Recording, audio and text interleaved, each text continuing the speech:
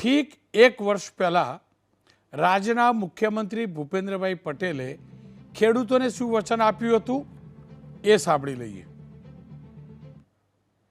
24 કલાક વીજળી આપીએ છીએ, પણ આવા દિવસે વીજળીની માંગ છે।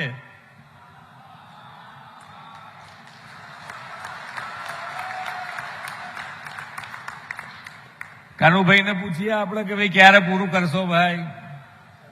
મંત્રીશ્રી, ડિસેમ્બરમાં અમે આવીએ છીએ, બીજા ડિસેમ્બરમાં આવીએ પેલા તમારે દિવસે વીજળી મળતી થઈ ગઈ હશે। ત્યાં પેલી બાજુ અધિકારી હલવા માંડ્યા કે હવે આ તો અહીંયાથી જાહેરાત થઈ ગઈ, ડિસેમ્બર 24 પહેલા પૂરું થઈ જવું જોઈએ। હો, દાદાએ વચન પાળ્યું।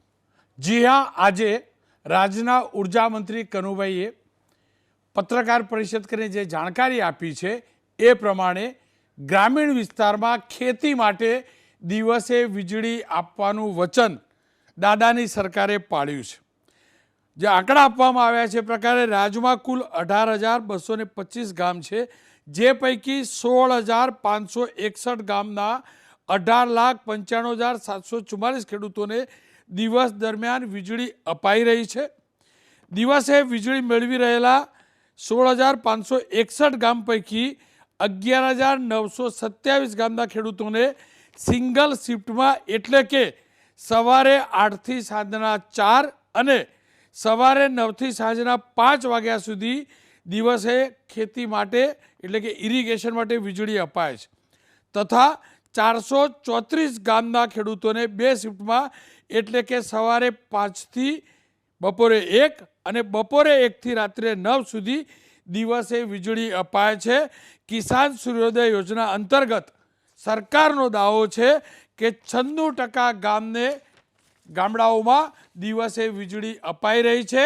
બાકીના જે 4% ગામડા છે તે દેવભૂમિ દ્વારકા, કચ્છ અને બનાસકાંઠા જિલ્લાના છે। 632 ગામ ખાલી એવા છે જ્યાં દિવસે વીજળી આપી શકાતી નથી અને રોટેશનમાં અપાય છે। દાદાએ ઠીક એક વર્ષ પહેલાં સાબરકાંઠા જિલ્લામાં આ પ્રવચન કરેલું, આ વચન અપાયેલું। મારા સહિત તમામ મીડિયામાં એટલે કે એબીપી અસ્મિતા સહિત તમામ માધ્યમોમાં ખેડૂતોની વાતને વાચા અપાતી હતી, કારણ કે રાત્રે કડકડતી ઠંડીમાં મારા ખેડૂતે ખેતી કરવા જવું પડતું હતું। પણ આજે જે ઉર્જા મંત્રીએ વચન આપ્યું છે એ પ્રકારે, એ આંકડા પ્રકારે જો વીજળી પહોંચી હોય તો દાદા તમારી ગેરંટી ખેતીને વીજળીના ક્ષેત્રમાં ચોક્કસથી દાદાની ગેરંટી ઉપર ભરોસો મૂકવો જોઈએ। ખેર, આની સાથે આજે એ પણ જાહેરાત કરાઈ છે કે જે વીજળીના બિલ હોય છે સામાન્ય ગ્રાહકના, એમાં પણ ઘટાડો થશે। કેવી જાહેરાત કરી છે, કેવી રીતે ઘટાડો થશે, શું કહ્યું ઉર્જા મંત્રી કનુભાઈ દેસાઈ, એ સાંભળી લઈએ। આ વખતે જે ડિસેમ્બર સુધી 2 રૂપિયા ને 85 પૈસાની આપણી જે ટેરિફ હતી ફ્યુઅલ ચાર્જીસની, એને ઘટાડીને 40 પૈસા ઘટાડીને 1 રૂપિયા 45 પૈસા 2 રૂપિયા 45 પૈસા કરવાનો આપણે નિર્ણય કર્યો છે। 2 રૂપિયા 45 પૈસા કરવાથી ઓક્ટોબરથી ડિસેમ્બર સુધી ગ્રાહકોને 1120 કરોડનો ફાયદો થશે। જે નાના 100 યુનિટના ગ્રાહકો છે એને લગભગ 50 થી 60 રૂપિયાનો બચત થશે। અને તે જ રીતે આ જે ઘટાડો છે એ જાન્યુઆરીથી માર્ચ અને એના પછીના પીરિયડમાં જ્યાં સુધી ટેરિફ નિયમનમાં સુધારો ન થાય ત્યાં સુધી આ ઘટાડો ચાલુ રહેશે। આમ પણ ગુજરાતને કોઈ મફતની રેવડી નથી જોતી, કિફાયતી ભાવે એટલે કે પોસાય એવા ભાવે કોઈ પણ પ્રોડક્ટ હોય મળવી જોઈએ, વીજળી પણ પરવડે એવા ભાવે હોવી જોઈએ। જયરાજસિંહ પરમાર ભારતીય જનતા પક્ષના નેતા, લલિતભાઈ વસોયા કોંગ્રેસના નેતા। લલિતભાઈ, જુઓ, કોંગ્રેસનો પણ વારંવાર આ અવાજ હતો, આરોપ પણ હતો કે ખેડૂતોને અન્યાય થઈ રહ્યો છે, મીડિયામાં પણ અહેવાલો આવતા હતા।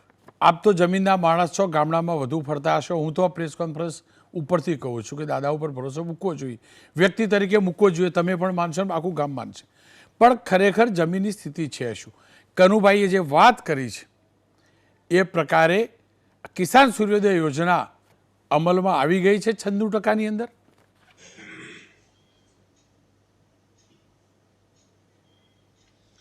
રોનકભાઈ 100% હાલની સ્થિતિએ આખા સૌરાષ્ટ્રની અંદર મોટા ભાગના દેવભૂમિ દ્વારકાને બધા બાદ કરતા 100% ખેડૂતોને દિવસના વીજળી મળે છે. દેર આવી પણ દુરસ્ત આવી. 2017ની અંદર હું જ્યારે ધારાસભ્ય હતો ત્યારે વિધાનસભાની અંદર ત્યારના મુખ્યમંત્રી વિજયભાઈ રૂપાણી અને સૌરભભાઈ પટેલે પણ ખેડૂતોને 2 વર્ષની અંદર દરેક ગામોની અંદર દિવસના વીજળી મળશે આવી જાહેરાત કરી હતી. પરંતુ મુખ્યમંત્રીશ્રીએ એનું વચન આપેલું વચન પાળ્યું છે અને ખરેખર હું ભારતીય જનતા પાર્ટીની સરકારે ખેડૂત આગેવાન તરીકે અભિનંદન આપું છું અને એને આવકારું છું. તો એનો મતલબ ખેડૂતની ચિંતા તો સરકારે કરી. હવે શું બાકી રહ્યું કહી દો. ચલો, કોંગ્રેસ ભાજપ ભૂલી જાઓ, ખેડૂત માટે બાકી શું રહ્યું? જો રોનકભાઈ ખેડૂતોને માટે જે કંઈ બાકી છે એ જમીની હકીકત તમે દરેક મીડિયા બતાવો છો. ખેડૂતોને અનેક પ્રકારની મુશ્કેલી છે. અત્યારે જે ખેડૂતોને વીજળી આપવામાં આવે છે એ જે સોલાર સિસ્ટમ ને એ થઈ એને કારણે દિવસના વીજળી મળે છે, આવકાર્ય છે, એની ટીકા નથી કરતો. પરંતુ ખેડૂતોને પોષણક્ષમ ભાવ આપવાની વાત હોય. દાખલા તરીકે મગફળીના ટેકાના ભાવથી 5,000 રૂપિયા નીચે મગફળી ખેડૂતોની ખાંડી બજારમાં વેચાય છે. સોયાબીન મળે 150 રૂપિયાનો ડિફરન્સ છે. એટલે ખેડૂતોને પોષણક્ષમ ભાવ નથી મળતા. આ બધી અનેક જાતની મુશ્કેલીઓ છે. પરંતુ આજે મારે બહુ જાજી ટીકા ટિપ્પણી એટલા માટે નથી કરવી કે ખેડૂતો થોડું ઘણું આપ્યું તો એનાથી ને એટલો સંતોષ તો છે, એ વાત હું સ્વીકારું છું. લલિતભાઈ, આપનો ખૂબ ખૂબ આભાર. ખ્યાલ જયરાજસિંહ મારી સાથે જોવા. જયરાજસિંહભાઈ, જો એનો મતલબ એ પણ થયો કે વિપક્ષ દરેક વાતે નેગેટિવ નથી હોતું, એ પણ હકીકત છે. લલિતભાઈએ પણ આ વાતને સકારાત્મકતાથી લીધી, આવકારી. એનો મતલબ એ થયો કે એક સારા ભાવ સાથે વિપક્ષ વાત મૂકે કે મીડિયા વાત મૂકે કે તમારા પક્ષના કોઈ લોકો વાત મૂકે તો સરકાર સારું કરે છે. અને જો સારું કરાય તો જો મેં પણ તો કાર્યક્રમ કર્યો ને, લલિતભાઈએ પણ વખાણ્યું, તો એ વખાણાય પણ છે. હવે એક ક્ષેત્રમાં ખુશી મળી ગઈ, અચ્છે દિન આ ગઈ વીજળીની બાબતે. હવે વાત ભાવની પણ રહી, ટેકાના ભાવની પણ રહી. દાદાના દાવામાં દમ હોય છે ને, એટલે જ તમારી પાસે અપેક્ષા રાખું છું આ કાર્યક્રમ થકી વાત પહોંચાડવાની. ખેડૂતોનું હિત થાય તેવું હજુ ક્યાં ક્યાં આપણે કરી શકીએ તેમ છીએ. સરકાર આપણે એટલે કે સરકાર, આપણા પ્રદેશની સરકાર ક્યાં ક્યાં કરી શકે તેમ છે. રોનકભાઈ, પહેલાં તો મારા પરમ મિત્ર મારા ભાઈ લલિતભાઈએ જે શરૂઆત કરી એ મને ખબર હતી લલિતભાઈ બેઠા એટલે અપેક્ષિત હતું કે વાસ્તવિકતા સ્વીકાર છે. કારણ કે એમને સ્ટુડિયોમાં બેસી અથવા તો પીસીસીના રૂમમાં જ બેસીને કહેવાનું નહોતું, એ વાસ્તવિક રીતે ખેતરમાં ગયા હોય એટલે એમને ખબર છે કે ફાયદો ક્યાં છે. મારે પોતાના જ હું પ્રમાણિકતાથી સ્વીકારું છું કે મારે પહેલો ફકરો બદલવો પડ્યો રોનકભાઈ. નહીંતર દરેક વાતમાં વિરોધ જ કરવાનો. કારણ કે કોંગ્રેસની ઓરિજિનલ માગણી હતી એમાં ના નહીં કહેતો. ખેડૂતો માટેના જે પ્રશ્નો છે એ સત્તા હોય ત્યારે વિપક્ષ માગણી કરે કે દિવસે વીજળી આપવાનો બહુ જૂનો પ્રશ્ન હતો.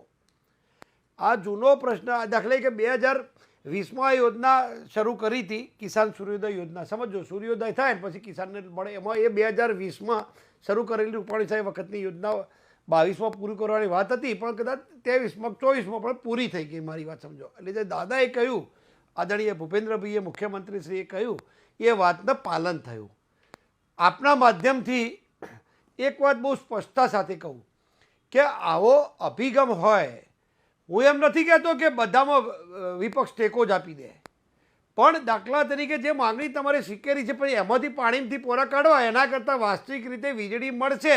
અને માનો કે કોઈ લેપ્સેસ રહી ગયા, માનો ચલો એમને કહ્યું છે કે 16,000 ગામોમાં અમે વીજળી આપવા જઈ રહ્યા છીએ અને આટલા સુધી આપીએ છીએ. હવે બહુ જૂજ 4% લોકો ગામ રહી જાય છે, 96% ગામોમાં પહોંચે છે. અને માનો કે 1-2% રહી જશે તો સુધારો થઈ જવાનો છે. પણ પોઝિટિવલી જઈએ તો એનાથી દિશામાં ફાયદો થશે. તમે જે પોષણક્ષમ ભાવની વાત કરી તો હું થોડી ઇલેક્ટ્રિફિકેશનની વાત છે એટલે થોડીક ઇલેક્ટ્રિફિકેશનની વાત એટલા માટે કરવા માગું છું કે આ પહેલાં શરૂઆતમાં મીટરો કોંગ્રેસના સમયમાં મીટરો હતા, વચ્ચે હોર્સ પાવરનો મુદ્દો આવ્યો, હોર્સ પાવરથી વીજળી કરી, કનેક્શન તો એના જ, પછી કેટલાક વિસ્તારોમાં ડાર્ક ઝોન દાખલ કરવા પડ્યા. ડાર્ક ઝોન દાખલ કરવા માટે આખી દુનિયાના બધા સમીકરણો કામ કરતા હોય, એકલું આપણી સરકાર કે ગુજરાત સરકાર, ભારત સરકાર એવું નહીં. રોનકભાઈ એમ જ જો વીજળીના લાનુલક્ષી મુદ્દો છે ડાર્ક ઝોનનો.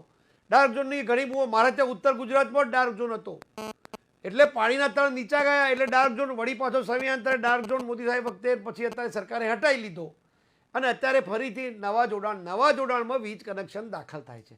હવે મુદ્દો શરૂ થાય છે. અત્યાર સુધી શું હતું, પેલા ચકેડા આમ ચક્કર ભમે અને ફરે, એનાથી વીજળી મીટરો હતા. સમયની પ્રમાણે શોધો જે પ્રમાણે ચાલતી હતી એ પ્રમાણે છે. પણ હવે લોકો ચંદ્ર ઉપર જવા માંડ્યા, ગિયર વગરની ગાડી છે, વાયર વગરના ટેલિફોન છે, એટલે વાઈફાઈ અને બ્લૂટૂથ સુધી આવી ગયું. અને પછી હજુ આપણે જૂના મીટર છીએ એની જગ્યાએ મિકેનિકલ મીટર હતા, પછી ઇલેક્ટ્રિકલ, પછી ઇલેક્ટ્રોનિકને, હવે તો સ્માર્ટ મીટર આવી ગયા. એટલે જે એનર્જી છે એના પ્રકારે બદલાયા છે. તમે અત્યાર સુધી ભાવ વધારાનો જ મુદ્દો હોય, કોઈ પણ સરકાર હોય, ભારતીય જનતા પાર્ટીનું ગુજરાતમાં લાંબો વખત સમય થયો છે, એટલે અમે આન્સરેબલ વધારે છીએ, પ્રમાણિકતાથી સ્વીકારીએ છીએ કે ક્યાંક ખોટ હોય તો જવાબદારી સ્વીકારવાની જ, ભાગી જવાનું નથી.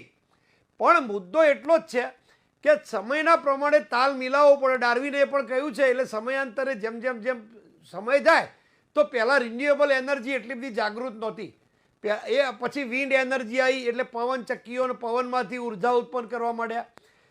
જે ટર્બાઇન હતી એટલે કે પાણીમાંથી વીજળી ઉત્પન્ન કરતા હતા ડેમમાંથી, એ પાછી ડેમમાં બીજા રાજ્યમાંથી પાણી આવતું એટલે ત્યાં વીજળી આપવી પડે. આજે રિન્યુએબલ છે કે હાઇડ્રોજન, ગ્રીન હાઇડ્રોજન સુધી આપણે પહોંચી ગયા છીએ. એટલે આશા રાખીએ કે દેશમાં એટલી બધી ક્રાંતિ આવે, ઝડપથી એનો અમલ થાય, જેના કારણે વીજળી સસ્તી પડે. હવે મુદ્દો એમએસપીનો છે. એમએસપી માટે, મિનિમમ સપોર્ટ પ્રાઇસ માટે, હું આપના એબીપીના પ્રતિષ્ઠિત માધ્યમથી કહું છું કે ધીમે જે સ્વામિનાથન કમિટીની, આ તો તમે અણધારો પ્રશ્ન કર્યો છે મને, એટલે પણ મને ખ્યાલ છે કે એમએસપીની અંદર સ્વામિનાથન કમિટીને રિપોર્ટ કર્યો, એમાં બે જ વસ્તુ ખાલી ખૂટે છે કે A2+FL અને C2+FL. આ અત્યારે હાલ મુદ્દો છે નહીં, પણ રોનકભાઈએ પ્રશ્ન કર્યો એટલે હું જવાબ આપું છું. A2+FL એટલે ફેમિલી લેબર, એટલે તમારું શ્રમિક, અને A2ની અંદર બિયારણ, જમીન, ખાતર, લાઇટ બિલ, વીજળી, પાણી અને મજૂરી.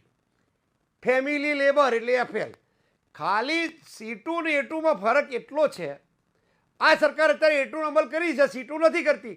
પણ જે જમીન ભાડે લીધી હોય, એટલે આપણે જે વાવવા માટે રાખીએ છીએ, ઉધડ કહીએ, અને ઉત્તર ગુજરાતમાં ઉધડ કહે છે, સૌરાષ્ટ્રમાં ક્યાંક બીજો કોઈક શબ્દ લોકલ વપરાતો છે. એ ઉધડ જમીન જે સીમાંત ખેડૂતો છે અથવા તો જેની જમીન વિહોણા લોકો છે, એ ખેતી કરવા માટે જે જમીન રાખે, એમને જે ભાડું ચૂકવવાનું છે એ ભાડાનો ખાલી ઉલ્લેખ નથી.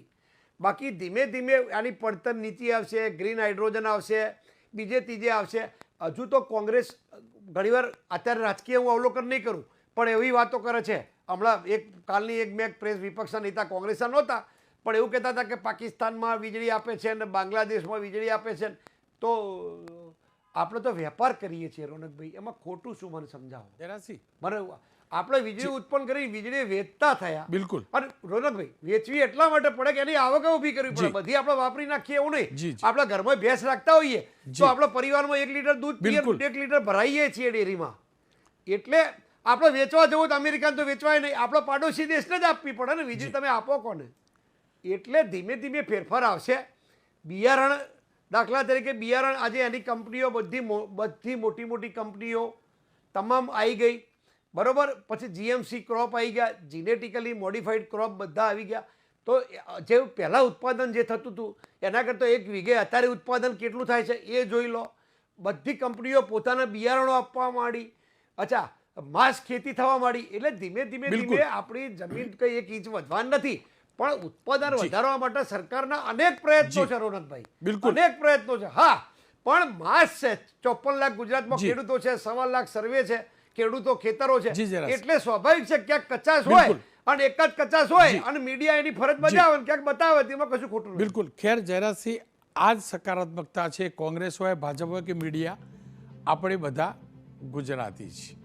ગુજરાતનું હિત આપણા હૈયે હોવું જોઈએ, આપણી નિયત સાચી હોવી જોઈએ. એમાં કોંગ્રેસની પણ ટીકા કરવી જોઈએ, ભાજપની પણ કરવી જોઈએ, સરકાર ખોટું કરે તો એની પણ દમખમ સાથે કરવી જોઈએ, પણ આશય સાચો હોવો જોઈએ. અને એ જ પવિત્ર ભાવથી માત્ર એબીપી અસ્મિતા કે હું તો બોલીશ નહીં, તમામ માધ્યમોએ ગ્રામીણ વિસ્તારમાં રાત્રે વીજળી નહીં, દિવસે વીજળી મળે સતત એ અહેવાલો પ્રસારિત કર્યા. અને આનંદની વાત એ છે કે આજે 96% સુધી વીજળી દિવસે પહોંચે છે. ઇરિગેશન માટે તેઓ સરકારનો દાવો છે. આશા રાખું આવી અનેક સમસ્યાઓ મારા ખેડૂતની હજી પણ વણ ઉકેલી જ છે અને તમામ માધ્યમો એને ઉજાગર પણ કરે છે. મને પૂરો ભરોસો છે, કારણ કે દાદા જે દાવો કરે છે એમાં દમ હોય છે, અને દમ હોય તો જ દાદા કહેતા હોય છે. એના કરતાં પણ વધુ એટલે ભરોસો છે. અનેકવાર મારા સહિત તમામ માધ્યમોએ દાદાના નામ સાથે એમની સરકારની ટીકા કરી છે, પણ આ એ જ ભૂપેન્દ્રભાઈ છે જેમને તમામ ટીકાઓને સકારાત્મકતાથી લીધી છે અને જાહેર મંચ ઉપરથી કહ્યું છે કે મીડિયાની ટીકાને સકારાત્મક લો, મીડિયા જે ઉજાગર કરે છે ત્યાં ત્રુટીઓ સુધારવાનો પ્રયાસ કરો. અનેક ત્રુટીઓ છે, હું હજુ પણ બતાવતો રહીશ, આ જ દમખમ સાથે બતાવતો રહીશ, પણ જ્યારે સારું થયું છે ત્યારે મારી ફરજ છે સારી વાત પણ સારા શબ્દોમાં મૂકવી જોઈએ. ખેર, મને આ કેમ ભરોસો છે અને દાદાની સકારાત્મકતા કેવી છે ને એ પણ જોઈ લેજો. આજે આપણા ત્યાં આગળ મજબૂતાઈથી જે લોકશાહીને ટકાઈ રાખવા માટે લોકશાહીમાં જરૂરી છે કે ભાઈ સરકારને જે બી કહેવાનું હોય એ સાચું ગમે તે પરિસ્થિતિમાં કહી શકે, અને એ કહેવાશે તો જ એમાંથી આગળ રસ્તા નીકળે. બાકી બધાએ આપણે કંઈક ને કંઈક ઢાક પીછોડા કરીશું તો એ પછી મોટું દર્દ ઊભું થાય. એટલે દર્દ બી બહાર આવે છે એમ તો એની દવા થઈ જાય. એમ કોઈ પણ ભૂલ હોય તો એ બહાર આવે તો એની દવા થાય, સુધરી જાય. આટલી વાત છે. અને આ તો ના તો આપણો કાયમ છે